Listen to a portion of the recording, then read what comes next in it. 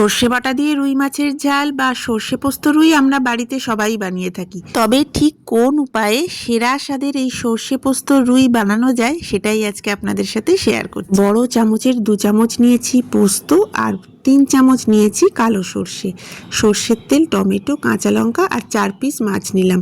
প্রথমে রুই মাছটাতে ভালোভাবে নুন হলুদ মাখিয়ে নেব, এরপর সর্ষে পোস্তটা রেডি করে নেব। প্রথমে মিক্সিতে পোস্তটা দিয়ে শুকনোভাবে একবার ঘুরিয়ে নেব। এবার এর মধ্যে দিয়ে দিচ্ছি সর্ষে পোস্ত আর দিয়ে দেবো সামান্য নুন, 2টো কাঁচা লঙ্কা দিয়ে দিলাম, সামান্য একটু জল দিয়ে সমস্তটা এবার মিক্সিতে পেস্ট করে নিচ্ছি। আর লাগবে হাফ কাপ দুধ। টমেটোটা এখানে কুচি করে কেটে নিলাম, সর্ষে পোস্তটা বেটে নিয়েছি, একেবারে স্মুথ একটা পেস্ট তৈরি করে নিয়েছি। পেস্ট করার সময় জলের পরিমাণটা খুব বেশি দেওয়ার দরকার নেই। এবার মাছগুলো ভেজে নেব। কড়াতে তেল গরম করে মাছের পিসগুলো দিয়ে দিচ্ছি। মিডিয়াম ফ্লেমে মাছের একটা দিক ভেজে নিলাম, ভালোভাবে ভাজা হয়ে গেলে মাছগুলো উল্টে দেবো। মিডিয়াম ফ্লেমে এপিটোপিট করে রুই মাছগুলো ভালোভাবে ভেজে নিয়েছি। তবে একটা কথা এখানে আপনাদের জানিয়ে রাখি, মাছের ঝাল করার সময় রুই মাছের পিসগুলো কিন্তু খুব কড়াভাবে ভাজবেন না।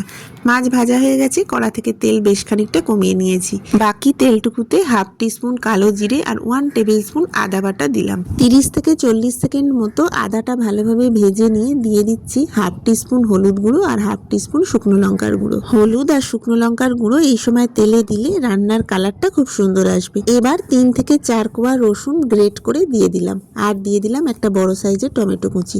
লো ফ্লেমে সবটা ভালোভাবে নাড়াচাড়া করে ঢাকা দিয়ে দেবো। মিনিট 2 পরে ঢাকাটা খুলেছি, দেখো টমেটোটা বেশ নরম হয়ে গেছে। সবটা ভালোভাবে নাড়াচাড়া করে নিয়ে আবারও ঢাকা দিয়ে দেবো। মিনিট 2-3 এভাবে ঢাকা দিয়ে রেখেছিলাম। টমেটোটা পুরোপুরি সেদ্ধ হয়ে গেছে। মশলাটা এখন ভালোভাবে কষিয়ে নেব।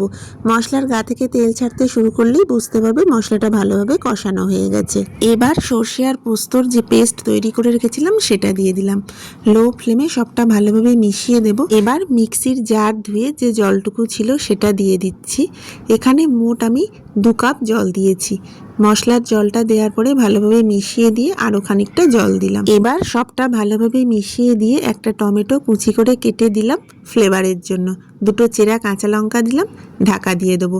মিডিয়াম ফ্লেমে 5 থেকে 7 মিনিট গ্রেভিটা ফুটিয়ে নেব। 5-7 মিনিট পরে ঢাকাটা খুলেছি, গ্রেভিটা ফুটে গেছে। এবার ভেজে রাখা মাছগুলো দিয়ে দেবো। এই পর্যায়ে নুনটা চেক করে নেবেন, যদি প্রয়োজন মনে হয় স্বাদ মতো নুন দিয়ে দেবেন।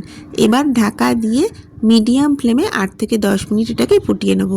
8 মিনিট পরে দেখুন ঢাকাটা খুলেছি, গ্রেভিটা আগের থেকে ঘন হয়ে এসেছে। এখন আমি দিয়ে দেবো হাফ কাপ দুধ।